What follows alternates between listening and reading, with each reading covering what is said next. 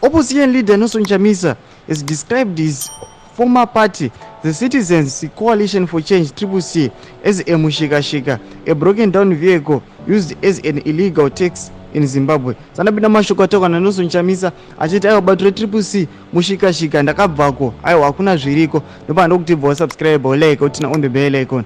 Nokuti pana patinoziva kuti Nelson Chamisa akasiya bato iri nekuda kweinfiltration yakaitika eZANU-PF. Saka anoitira mashoko kuti factions of the CCC at present battling for political funding. Yes, I left the CCC, but I am still in opposition.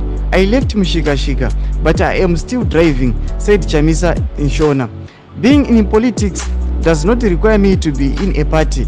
I am a national leader. Remember, I was picked over by 2 million people, a huge number. If we compare it to past performances by opposition parties, ndo mashikantoko na Nelson Chamisa achiti aiwa izvezvi opposition yeCCC bato reCCC raswana Nelson Chamisa mafactions acho ari kurwira political funding azvisi kana tombomira mushe izvezvi mumabato ese eCCC achiti aiwa ndakasiyako nokuda kwemass infiltration yangaitwa neZANU-PF. Asi anotaura mashoko kuti ini ndagara vanhu vanongonifollowa, vanhu vanongonditeedzera, vanoziva zviri mandiri, saka zvinei kuti kana ndiri opposition ndofanira kuva ndiri muparty. Asi anoziva kuti aiwa vanhu chaivo chaivo vakamuvhotera. Ndo mashoko andinokuwana Nelson Chamisa achiti aiwa ndakasiya mushikashika. Chimbotiudzai mafungiro enyu muri kudii pamusoro pemashoko ake. Aiwa pinai comment section medu, saka no subscribe, kulike, chinotina on the bell icon.